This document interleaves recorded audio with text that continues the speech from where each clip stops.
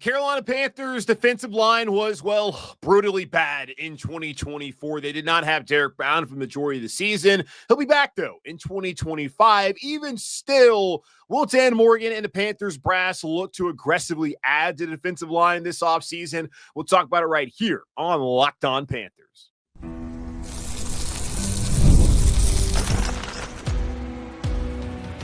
You are Locked On Panthers, your daily Carolina Panthers podcast. Part of the Locked On Podcast Network, your team every day. Welcome into another edition of the Locked On Panthers podcast, a part of the Locked On Podcast Network. I'm your host, as always, Julian Council, talking Carolina Panthers with you every Monday, Tuesday, Wednesday, Thursday, and yes, of course, Friday, your team every day. That's our motto here on the Locked On Podcast Network. Thanks for watching the show here on YouTube and listening wherever you listen to your favorite podcast. Be sure to follow me, Julian Council, over on Twitter at Julian Council, where on Fridays throughout the offseason, I answer your weekly Friday mailbag questions. All you got to do is either at me or DM me over on Twitter at Julian Council to get those questions in for this week's edition of the weekly Friday mailbag right here on Locked On Panthers. Today's episode is brought to you by FanDuel. Right now, new FanDuel customers can get $150 in bonus bets if your first $5 bet wins. We are looking at the Panthers defense starting today. The last 2 weeks, look back at the Panthers offense, talk about quarterbacks, running backs, wide receivers, tight ends, interior offensive line, offensive tackles, and did a whole state of the Panthers offense heading into the free agency and draft period, the team building period of the offseason coming up here in about a month's time in March. And now we're going to start looking at the Panthers defense where there is a lot that they need to do to fix this unit. And if you look at it just on the surface, this defense still has Derrick Brown. He's a Pro Bowler when healthy. This defense still has J.C. Horn. Oh, by the way, he proved that he is also a Pro Bowler when healthy. Those are two pretty good building blocks. Trevin Wallace is really good as a rookie. Damani Richardson stepped in there as a rookie as well at safety. There are places you can look at, players you can point to and say, all right, well, this was historically the worst defense in the history of the Carolina Panthers franchise and the worst scoring defense in the history of the National Football League, albeit they got to play 17 games, while the Baltimore Colts back in 81 only played 16 games. Understanding all of that, there is a way that it's not that big of a rebuild they have to do defensively. Now we'll see. We'll talk about it over the next 2 weeks and see whether that's true or not. But understand, J.C. Horn, Derrick Brown, they're still here. So let's think about the positives before getting to what really is a lot of negatives, because you cannot put lipstick on this pig when your defense gives up the most points in franchise history and in the history of the NFL. When they give up 3,000 rushing yards, your defense sucked. And that's just the honest truth. It's not an opinion. It's a fact. And I'm sure I guess it is when you say something sucked in opinion. But, come on. This was a bad defense, and I don't know how much better they'll necessarily be in 2025, but there are plenty of areas, obviously, where they can improve, and that starts up front. Like with the Panthers offense, that offense was never going to have a chance in hell of having success until they figured out the offensive line.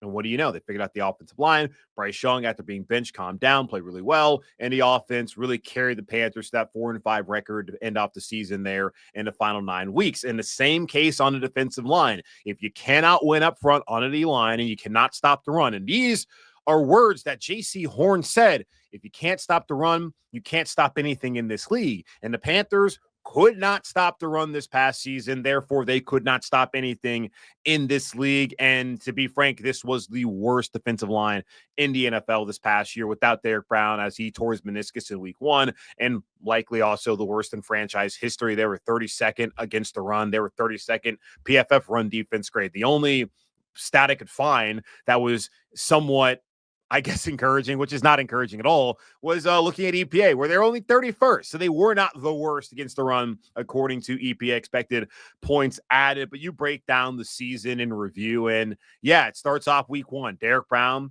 tears his meniscus. The hope was that maybe he could be able to go out there and come back, that they would not have to do a full repair of the meniscus, and that they could be something a little I forget what this, I don't really know what, there's 2 different ways where you either got to do like the full surgery, or there's another one where you can come back in a month or so.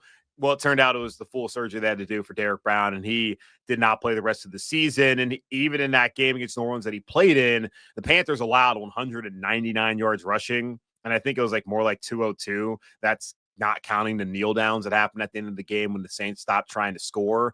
The Brown, by the way, in that game wasn't great, because you can sit here, you can say, well, the defensive line was so bad because Derrick Brown did not play, which is true. But you can also point out in week one, he was not a part of the solution in that opening week game against the Saints. Would have been much better, I'm sure, the rest of the season. But man, he was the fourth lowest graded defender in that game. He had the worst tackling grade on the team with a 26.7, which is truly shocking that Derrick Brown played that poor of a game. It has to be one of the worst games he played in his career so far as a Carolina Panther, happening in week one. But also, well, he tore his meniscus. So when did that happen in the game? Because he played the full game.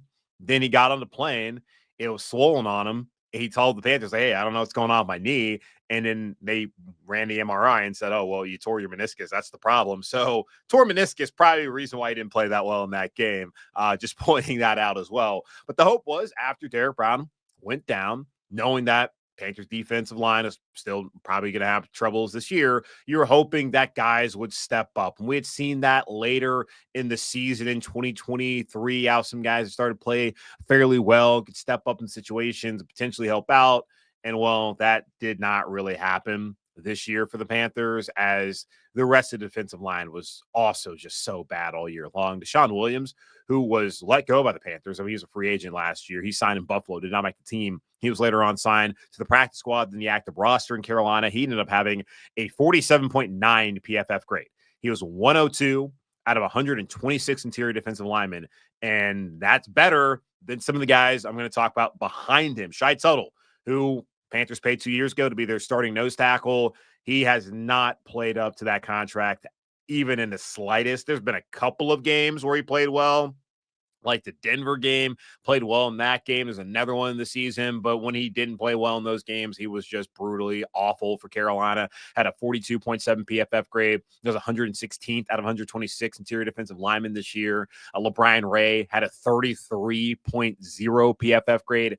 That was the worst of all the qualifying defensive linemen in the NFL this past season. So 3 of the worst defensive linemen were guys who played significant, and I'm talking about 500, 600, 700 snaps this season on your defensive line. Like, that is a problem. Jaden Crumedy, he did come on later in the year after missing most of the season with an ankle injury. And then I think the Panthers really just trying to give him some time to really get used to the NFL, used to practice. He came on later in the year, played 121 snaps, and had a 42.5 PFF grade. So he was not any better as a rookie, 6th rounder out of Mississippi State.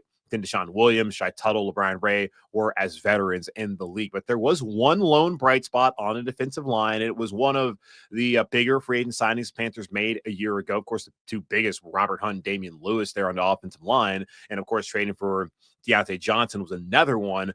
But later on, they got A-Shawn Robinson, who turned out to be the only serviceable and slightly good defensive lineman on the team in 2024, had a 54.6 PFF grade, which still is not great, but it's not a 33. It's not a 42. It's not a 47 or a 45. He was the 79th highest graded interior defensive lineman, again, out of 126. And I do think he has shown enough. And he also had a career high when it came to sacks this season. I believe, I didn't write it down, I believe it was like 7.5 maybe that he had this past season. He had 5.5 rather. So I went a little bit overboard there, but had 5.5 sacks earlier.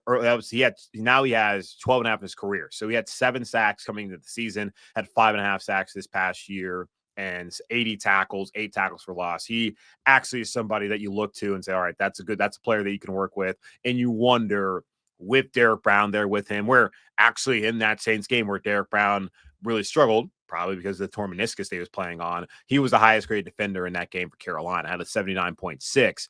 Had Derrick Brown played the whole season, and then, Tuttle wasn't Tuttle, would A-Shawn Robinson's grades be higher? Probably, because you can be lifted up by your teammates, where this season he had to be the guy and his teammates did not help lift him up. He had to do it all on his own, and that is part of the problem here in Carolina, as the talent level on the interior defensive line is just not good enough for this team to be a competitor for anything that you want. Like, if you cannot win up front on the offensive line, as we have seen, it's been illustrated so many times in recent memory. In 2022, when they turned things around, that offensive line played really well. In 2024, the offensive line, I feel like, played well the entire season. Just the quarterback had to get confidence, and then you saw this team take off. Defensively, like, they have not been able to stop the run since before 2019. And until the Panthers can stop the run, can be stout up front in defensive line, it's going to continue to be the issue that we saw this year. Now, there are teams like the Los Angeles Rams who made it to the playoffs, the divisional round, at that this past season, that did not have a great run defense. But what was their undoing at the end of the day? The run defense. Now, yes, the Eagles have Saquon Barkley. That makes things very difficult, but it's hard to win these games when you're giving up 200+ yards rushing every single week, like the Carolina Panthers did to close out the season in the final 6 weeks. So they must get better up front if they want to be competitive and actually try to win the NFC South coming up in 2025. If they can't stop the run, and maybe they still win a division, but they're not going anywhere past the wild card round. If that is the case, just looking at the other side of the ball, and still questions that are there on offense. But looking at the defensive line, the Panthers clearly are going to add to this position group this offseason. The question is, should it be in free agency, should it be in the draft, or really should it be both? We'll take a look at some of the options coming up in free agency and in the NFL draft here in just a moment on Locked On Panthers. As a small business owner, your work doesn't end when the clock hits 5. Your business is always on your mind, which means when it's time to hire, you need a partner that works just as hard as you do. That's where LinkedIn Jobs comes in. When you clock out, LinkedIn clocks in. LinkedIn makes it easy to post your job for free, share it with your network, and get qualified candidates all in one place. LinkedIn's new feature can help you write job descriptions and then quickly get your job in front of the right people with deep candidate insights. And here's a pro tip. Add the hashtag hiring frame to your profile picture to double your reach to qualify candidates. No wonder 72% of small businesses say LinkedIn helps them find high-quality hires. Post your job for free at linkedin.com/LockedOnNFL. That's linkedin.com/LockedOnNFL to post your job for free. Terms and conditions apply. It's a matter of when, not if, the Carolina Panthers will add to the defensive line coming up in 2025. And understand this, the way that they're going to approach this offseason is they're going to look at Derrick Brown as a free agent signing for them. I know it sounds crazy. Okay, he's not a free agent. He's already on the roster, but he missed 16 games last year. So they're going to look at last year. They're going to look at what we just looked at and saw that everybody outside of A-Shawn Robinson was not good enough for them up front, and that not having Derrick Brown was a big reason why they gave up 3,000 rushing yards, and this defense was as bad as it was, especially with him coming off of a Pro Bowl season. So they're going to look at him as a former Pro Bowler that they got in free agency that's coming in to help bolster the interior defensive line. But that's not going to have them just stop right there, because they understand outside of Derrick and outside of A-Shawn Robinson, they don't really have anything else there to really point to and feel confident about. At least they shouldn't. Maybe they do feel confident about Tuttle coming back. Maybe they feel confident about Deshaun Williams. That's crazy to me if that's the case. We all sat there and watched this past season. I'm not going to say I know more than Dan Morgan and Brant Tillis, Dave Canales, and all the scouts there within the organization. But come on, if football was that complicated, it wouldn't be that the most important, most popular sport in America. Like, it's always the funny thing when we talk about it. Yes, there's like schematics and all this kind of stuff that maybe people don't necessarily always understand, but it's not like we're watching rocket science. It's not like we're watching, like, chess is a great game that a lot of people love, but it's not like we're watching chess. Plenty of people don't understand it. And there's plenty of people who don't understand football still, but it's not that complicated as they try to make it out to be. But looking at it, free agency or the draft, like, those are obviously the two areas that Carolina can go out there and add to this roster this upcoming season to try and improve the defensive line, especially there on the interior. And there are 3-5 options I'm really looking at when it comes to finding kind of a new nose tackle, or just find somebody who can slip in there into the defensive line. And the first one is Javon Hargrave, who may be the top option available in free agency. John Lynch, the 49ers general manager, who signed him to a 4-year, $84 million contract just back in 2023. So 2 years ago, he said that they're moving on after Javon Hargrave played 1 year where he's a Pro Bowler, had 7.5 sacks, which you would love to have that. A pair of A-Shawn Robinson, maybe what Derrick Brown could do when he comes back this upcoming season as far as interior pass rush. And he was really good, too, in Philadelphia, helping the Eagles get to the Super Bowl a couple of years ago in that loss they had down in Arizona against the Chiefs. So he partially tore a right triceps back in September and missed the final 14 games. And then with the cap situation that 49ers have, I guess they decided to want to move on from Javon Hargrave. He just turned 32, by the way, on Friday. So happy belated birthday to Javon, who is a fellow North Carolinian like myself, and I'm sure plenty of you out there watching and listening to the show. He's from Salisbury, so right up the road up there on I-85 from Charlotte, went to North Rowan, played down at South Carolina State, down in Orangeburg. So guy from the Carolinas, 32, spent time in Pittsburgh, spent time in Philly, was on the West Coast in San Francisco. It's getting pretty close to the end of the career there. Does he want to decide to come back home? And Carolina knows that they need somebody of his caliber, especially as a pass rusher as well, within the interior of the offensive line. So why not Javon Hargrave? I think shelling out the cash doesn't make sense. There's no market value on him when it comes to spot track, but I would guess it would not be another $20 million per year contract, something a little bit more team friendly. So we'll see what it would end up being. But that's something I'm looking at. DJ Jones is another player. He played for the Broncos this past year, could be a good option. Looking at PFF this past year, he was the 33rd highest graded defensive lineman. So much better than everybody else who played for Carolina this past year. And Denver had one of the top defenses, if not, well, I guess Philadelphia is probably the top defense, but one of the top 5 defenses in the NFL this past season. He also had the 24th best pass rush grade to DJ Jones. And by the way, was there in 2022, starting in 15 games when Ejiro Evero was the DC. And I know there's a lot of people who are not excited about Ejiro Evero coming back to Carolina. I think that the main issue for Carolina this past season was just a lack of talent. And the injuries. And of course, those are excuses. And there are also reasons that the Panthers defense not play well, but it's kind of hard to stomach. I get it as a Panther fan. How is it that this guy can coordinate 2 of the worst defenses in franchise history and come back for a 3rd season? Well, Dave Canal is sticking by his man. So maybe Ejiro Evero is going to stick by his men and go out there and bring in yet another player who played in the scheme. It was A-Shawn Robinson, was a guy who he knew from L.A. You look at Josie Jewell, a guy he knew from Denver. It's just some of the others like Jordan Fuller and Nick Scott who did not necessarily pan out. The Scott one is surprising at all. So possibly DJ Jones, who would be kind of similar to Sean Williams, as not more of a journeyman, but somebody who played on the interior defensive line and then came and followed Ejiro Evero.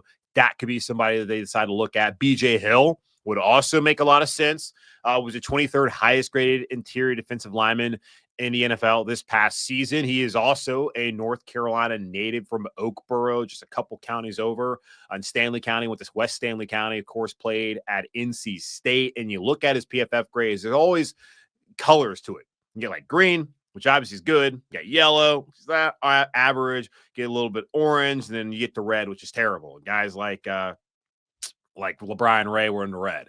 And a lot of these guys were in the red this past season. BJ Hill has never been in the red. He's never been in the yellow. He's always been in the green as far as PFF overall grades throughout his entire career in the NFL. And Cincinnati's a team that really wants to improve their defense. They got Al Golden, the defensive coordinator from Notre Dame. He's coming over to be their DC after firing Lou Anarumo. They understand with Joe Burrow, they got a quarterback. And Burrow said the window's always open when he's there, but they got to figure out what they're going to do with T. Higgins, who I'd love to be a Carolina Panther. They got to figure out what they're going to do with Jamar Chase, which is obviously give him the money. But the BJ Hill's a guy that would make a lot of sense to keep around, considering just how bad their defense was this past season. And he wasn't the problem. Him and Trey Hendrickson are probably the only guys that played well on that defense this past year. They still almost made the playoffs. I would love to see him come down here to Carolina. He's also right there around in his 30s and North Carolina native, as I mentioned, so maybe he wants to come back home. And then Jaron Reed, Puna Ford, those are the 2 guys I'm looking at potentially that could make sense coming here to Carolina, kind of playing that nose tackle position. So we'll see. Those are the 5 kind of guys I'm looking at. A couple with North Carolina ties, a couple with Seattle Seahawks ties like Jaron Reed. That would make some sense for Carolina. Then you can look at the draft options. Right now, if they're going to add, I would think they would do it either at 8th overall, 57th overall. I suppose they have their 3rd round pick, right? Let me quick Google search here to make sure that they have. I'm pretty sure the Panthers have their 3rd round pick.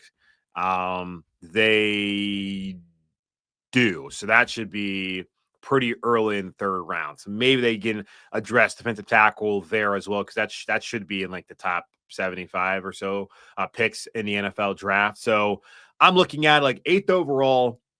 If they're going to get anybody, I think the only player who appears to be of that caliber would be Mason Graham from Michigan. He was outstanding this past year, even though Michigan kind of struggled. Well, they really struggled offensively. The defense really wasn't the issue at all. Him and Kenneth Grant, who we'll talk about more later on, those two guys were excellent, and they were excellent 2 years ago when Michigan won national championship with Jim Harbaugh. So he would be the guy that I think would make the most sense that they're going to take him at 8. Now, I have not seen a single mock draft that has Carolina Panthers taking Mason Graham at 8. And understand, a lot of these mocks, like what Matt Miller puts out there and what Mel Kiper Jr. puts out there, what Daniel Jeremiah puts out there, those aren't like necessarily guesses. They're like educated guesses. It's not some fanboy going up there and loading up the PFF draft simulator and saying, this is what the Panthers should do. I fixed the Panthers. No. These are people who actually have sources speaking to people and to the teams, or at least people close to the team, and trying to get an understanding of what they're exactly looking to do. And I have not seen a single person mock Mason Graham 8th overall to Carolina. He's either gone before or he's even gone after. So maybe, just maybe, they don't think the Panthers are looking to add an interior defensive lineman that early on in the draft. I've seen receiver like Tetero and McMillan multiple times. I've seen Tyler Warren, the Penn State tight end, mocked to Carolina. I've seen Jalen Walker, Michael Williams from Georgia, the edge rushers. Those have been the two most popular picks I've seen there when looking at mock draft. So Mason Graham, if they wanted to add him, would have to be 8th overall if he's even around. Later on, if they decide to maybe trade back and collect some assets there early on in the draft and want to trade back later on into the first round, Kenneth Grant, his teammate from Michigan, would make sense. Tyleik Williams from the Ohio State University, Walter Nolan from Ole Miss, TJ Sanders from South Carolina. Actually, is somebody who could be one of those draft risers after a really, and like that South Carolina defensive line was ridiculous this past season, just how good they were. Like Kyle Kennard, I think someone DM'd me about Kyle Kennard. Yeah, I mean, sign me up if he's out there. Like, I would love Kyle Kennard. I don't think Kyle Kennard is going 8th overall to Carolina. And again, if they want to trade back and decide to get a defensive edge rusher, then Kyle Kennard would make a lot of sense for the Panthers at that point in time. But those are kind of the 4 guys that if they decide to trade back into like the teens or the 20s, those would be the guys. And then if they wait until later on in the second round at 57th overall, or early in the third round, you're probably looking at like Derek Harmon from Oregon by way of Michigan State, Omar Norman Lott from Tennessee, Alfred Collins from Texas, and Deion Big Cat Walker from Kentucky. Like, those would be the guys you'd be looking at if you're going to go draft options. But how should the Panthers actually handle the defensive line this offseason? We'll talk about that here in just a moment on Locked On Panthers.